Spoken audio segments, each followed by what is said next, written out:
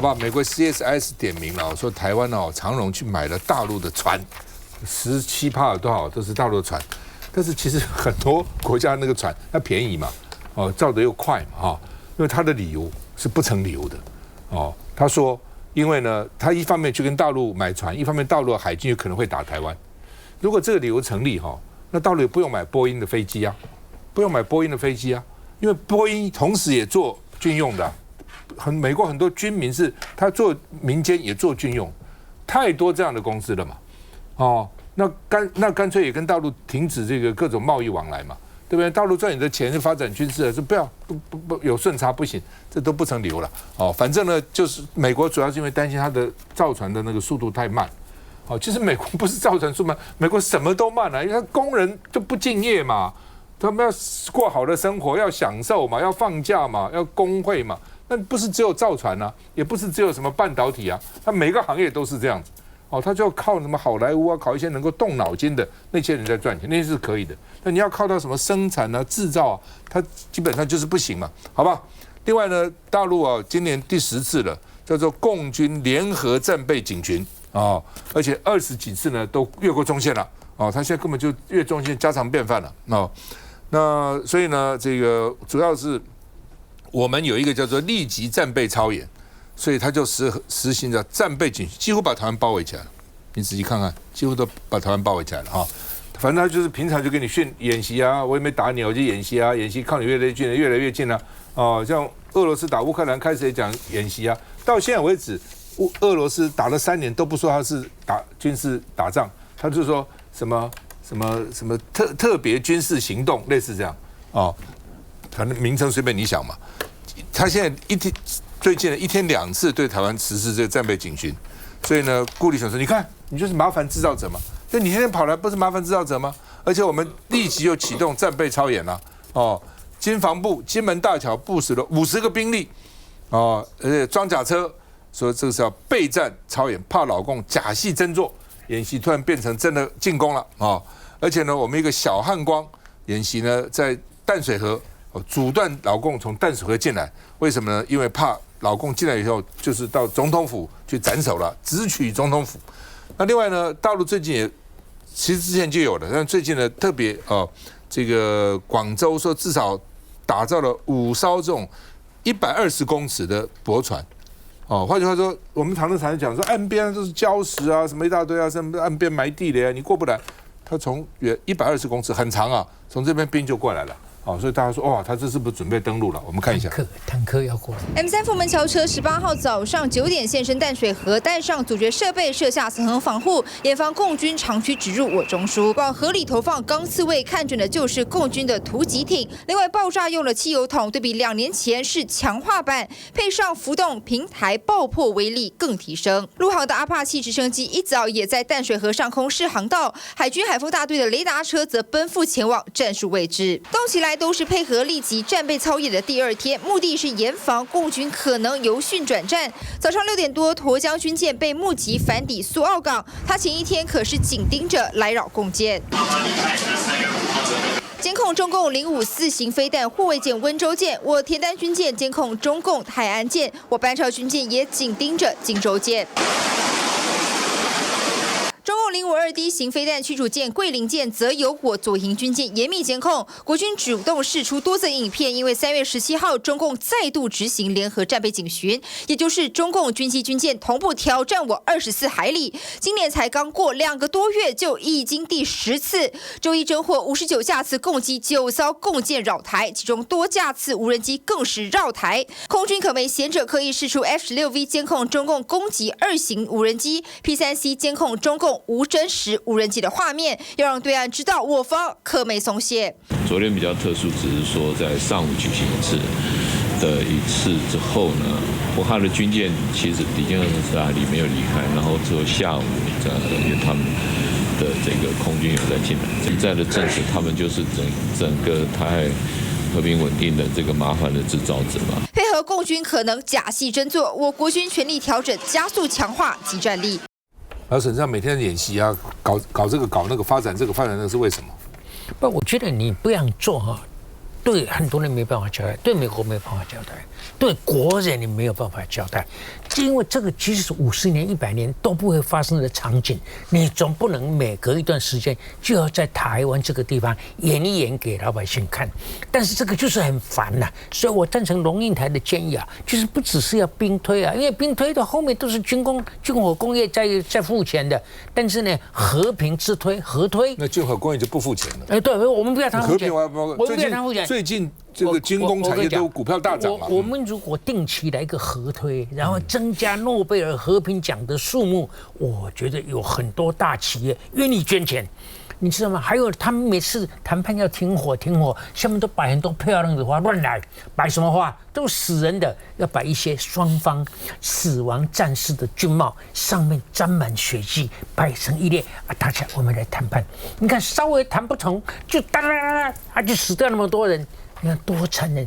这些谈判的家伙的代表都把人命看成不值半毛钱你怎么讲？你不觉得很残忍吗？我们这个节目要扛下这个责任，你要推动和平，不惜一切代价。但在台湾呢，你要去讲和平人家就说你投降主义、失败主义，只有那种打到底，扫把拿出来都可以战，这个有勇气，真的是这样。台湾整个社会就这样。你讲不过这个啊？你讲不过这个？我当然讲得过，你讲不过，这不是讲得过，讲得不过。不，你一定要讲得过。我要提一下，我前几天参加陈永康将军，他当过副部长，国防部副部长，他规划的，等于是国际的一个兵推了里面其实兵推不是大家想象说只是说打仗啦，你赢我赢，不是。他说，其实兵推里面很重要的一点是说台湾维持生存的一些的条件，包括人员，包括医疗。他特别一直强调医疗的部分，说两岸如果一打仗，我的医疗，我的血够不够，我的医院够不够，我这些医务人员够不够？插你个嘴，两个东西要增加，一个医院的设备，对，一个忠烈祠的牌位。好，医院东西多少人要进忠烈祠啊？我总咨询问过，那时候我记得是苏贞昌还是陈建仁当院长，我就问了说，我们国家到底有没有因像以色列这样子说，战时的时候我们的医院，结果通通没有。当然没有，现在医院都不够了，还战时。他说新盖的有在规划，新盖的医院有在规划说，万一战时这样子了可是现在规划浪费，那是浪费资源，不能这样讲，不会打这个，你讲不会打，不会打，还是要准备嘛。还有一个浪费资源。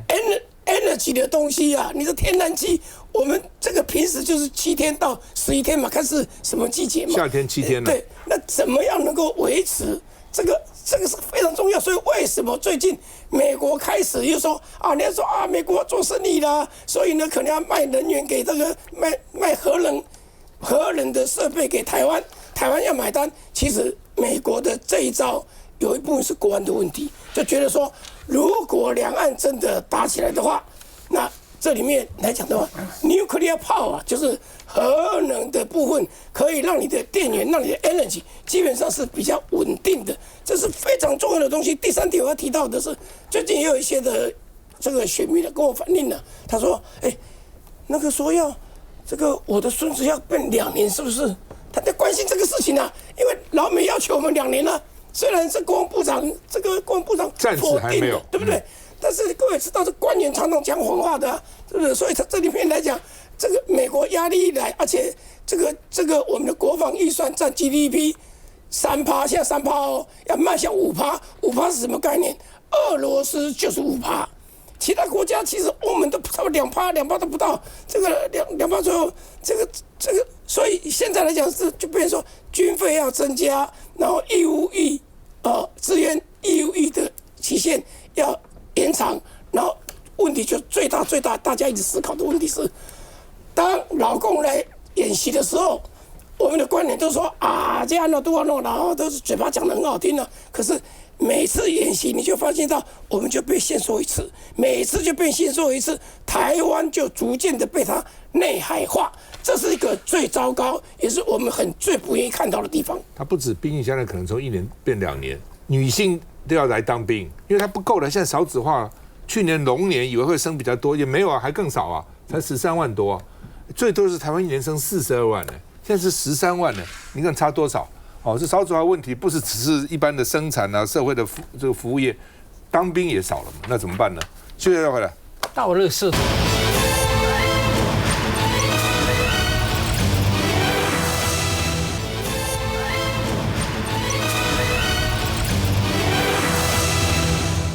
好，台积电去美国当然是被逼去了啊，但是呢，这个川普现在就很得意，一方面称赞魏哲家，最成功的商人之一，一方面说我的关税，而且我还没有加他就来了哦，全世界的典范，而且呢，他说台积电来投资2000亿美元，我记得魏哲家说1000亿嘛，加上以前650亿，1650亿，川普就2000亿，而且不止讲一次咯，2000亿啊。就给他加码，那是他是说故意这样吹牛，还是他将来真的要他加码哦？包括 Intel 啊，包括上下游啊，然后等等之类的哈。那另外呢，他说美国不再依赖台湾的晶片了，我们自己可以做了啊。那另外呢，这个 Arizona 的州长也去访问这个新竹总部，因为新竹那边是工业园区嘛，也去看台积电啊。然后呢，这个。台积电讲我是1650亿，不是2000亿啊。但是呢，川普管你那么多哦。上次呢就讲孙正义说我要去美国投资1000亿，川普也讲孙正义要来投资2000亿，他反正他这样随便他讲了哦。那现在英特尔到底要不要救了？童子贤说最好这是传闻了，最好不要发生了哦。但是我看哦，还是会发生的了哦。那另外呢，这个川普说台积电要来投资2000亿。台积电说我不随他起舞，反正你讲你的，这个我说我的，我们看一下。台积电3月初抛出震撼弹，将赴美投资1000亿，扩大亚利桑那州厂规模。州长郑凯蒂16号到19号再次访台，再显示对台积电投资的重视。So that we can continue these investments. 川普16号接受专访，先是称赞台积电董事长魏哲家是商界最受敬重的人之一，但随后又说魏哲家带着2000亿美元赴美投资，这数字比魏哲家说的还多了1000亿，究竟是口误还是强迫加码？而且这已经不是川普的第一次。In the world from Taiwan, and they're going in with $200 billion of money, and they're going to build something. 川普说台积电对美投资2000亿，我们是被加码了吗？您事先知情吗？未必那么的精确，跟他川普说话的过去的习惯或是风格有一定的关系。但也有人认为说可能不无可能，因为2000亿的加码，川普应该也不是第一次，那也可能是他一个主观的期待。其实台积电并不是第一个被川普自动加码对象。$200 billion, I said. He is a great negotiator. 1000亿变2000亿，川普是逼台积电加码，还是自己口误，又或是过度夸大？川式风格总让外界摸不着头绪。好，老沈怎么看？川普说台积电投资2000亿美元，不，这是川普的一项的风格跟习惯啊。你刚才讲过那个软银 SoftBank， 孙正义他也那加了，孙正义也就傻傻的不晓得如何以对。我们努力了，我们努力还在这样讲。但是我觉得台湾的场景啊，你就是放任台积电自己去处理。我觉得政府蛮给搞了，你政府软趴趴的，政府怕老美怕得要死啊，所以呢，你最好台积电几个诸葛亮凑成一个大诸葛亮，他不会做一些对公司不利的决定或者是发言。他应该讲，以我们2个人当面对外嘴巴讲也好，文书也好讲得算，其他的都不算。台积电也不一定要把数目讲得很死，但是就不承认你单方面讲的话。我倒是觉得有一个例子很凸显我们的总统的不能干。现在总统讲到台积电呢，讲到这些工业都讲非红供应链，讲好几次这个就好像这个好像蔡英文在讲韧性一样 ，resilient， 不论什么代志都 resilient， 啊，这嘛赖总统什么代志的这非红供应链，他错了。我跟你讲，川普老早不管你非红不红啦，我跟你讲，他现在非蓝不蓝，非绿不绿，什么都他就是抗中。所以这个其实正合你赖清德的胃口啊！你应该讲，我们愿意成为抗中供应链的一员，多漂亮！因为现在我们以前都讲什么是反共不反中哦，现在川普是什么？现在川普是反中不反共啊！哦，你看他把那个 Voice of America 都给踢掉啊，对不对？已经嘛，他们匈牙利啊，他们共产党都没败啊，你哪有反共？所以你赖清德，你脑筋转一转，搞清楚这个年头已经没有什么非红是红非红，是花非花，是物非物，乱讲一通。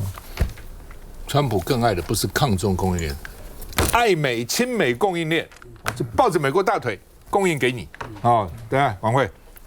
我觉得赵大哥讲这非常有道理，他就是因为川普嘛，他其实我觉得他头脑真的是非常清楚，他对于每一国的这个所谓的谈判，他就是先喊先说先赢嘛，反正就先给他画了 key 料，然后大家就先开始掂量，就是说要不要跟他谈条件这样。我看他不管是对这个加拿大、墨西哥啊、欧洲啊，其实包含在这个俄乌战争里面，我觉得他都是走这样的一个模式啦。那这一次这个台积电去这个美国这个投资的事情，他虽然现在又自己帮这个魏哲家董事长加码哈，然后又说他是最受敬重之一的这个企业家，我觉得这个也是有可能未来会改变，因为不确定魏董接下来会不会继续加码下去哈。那我看最近这个台湾民意基金会的这个最新的这个调查里面，看起来国人对于这个台积电赴美，因为其实台湾人其实持有台积电的，大家多多少少都有了啊。大家对于台积电去美国这个副厂去投资，其实看起来这个支持跟不支持差不多啦，差不多差几趴呢这样子哈。所以我觉得这个后续还要继续观察，但重点我们还要看的就是说，那我们的政府到底有没有相关的准备嘛？大家一直在讨论是这件事情这样子。我昨天特别看一下我们这个赖总统在这个预算论坛里面，他在最后结语的时候讲一句，他就说我们要打造具有高度竞争力跟创新力的产业生态系。哦，刚刚宝哥还在讲啊，大家都知道这个台积电搬到这个美国去要去设厂之后，它相关的这个 AI 的这个生态系根本就会跟着去啊。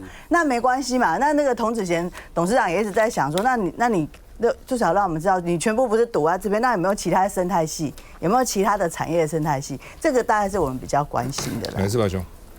是，我们现在看得到了他现在已经把它加码到2000亿，现在很重要的哦。其实他后面加一个尾巴哦，他要的是整个 supply chain， 管你是什么链，什么飞鸿或者什么鸿，他是要整个 supply chain， 也就是说，台湾跟晶片有关系的重要的，包括封装厂，包括它的所有的 supply chain， 通通过去，他要的是这个。所以阿里中呢会变成未来的一个美国，它等于是美国制造的类似竹科一样，或者叫做矽谷哦，原来叫矽谷哦，现在叫什么阿矽谷，阿里中呢的矽谷。因为商周做了一个调查，它的那个下游的产业80%都要跟它去。对，这里面来讲是规管让跟80%规管让刮起啦，不是像我们的官员啊，像一部都是，还有我们的官员啊，像昨天我国科会。我咨询国科会主委的时候，他就讲了，我就觉得他这个他回答是很funny的哈，很好笑。他就觉得说，我们永远领先美国的厂。我说是这样子吗？会永远领先他的厂？但是这问题是其他委员问的了，就是台湾的台积电的技术，它的 level 一定赢美国的台积电啊，美国台积电一定在2年左右的时间，我认为这个时间会缩短。以前现在来讲，可能3年，后来变2年，后来可能同步啊，甚至于说美国可能会领先，也不一定。毕竟什么？美国的生活条件好啊，大家台湾人喜欢去美国啊。虽然阿里中港那个地方，老沈最清楚嘛，那个地方我不清楚，我从来没有去过。阿里中你们不要去。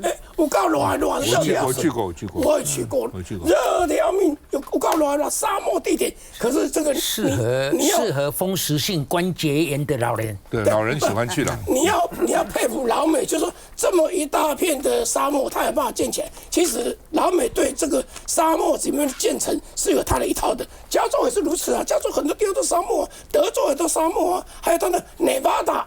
也是说沙漠，可是它都弄起来都可以弄得漂漂亮亮的，这个是要复杂的。现在南方的州现在越来越多老人愿意去，越便宜嘛。我记得很多年前我到Arizona，跟着老美经理去，就要看那边的矿。哦，那个矿的机器，那轮胎都比我高。哦，然后呢，我看那个仙人掌好大，我很兴奋呐，看仙人掌那么大，我说要去照相啊，你下去啊。哦，那在仙人掌搔首弄姿照半天。上次我说你怎么那么多枪呢？长枪短枪？那你不知道，仙人掌常有响尾蛇出现了。我这枪要打响尾蛇的，他妈早告诉我，我就不敢真的仙人，因为仙人掌现在比较阴凉。所以蛇有时候会跑那边去，这样哦，所以 Arizona 基本上它这个好处就是便宜嘛，土地便宜啊等等哈，比较便宜了哈。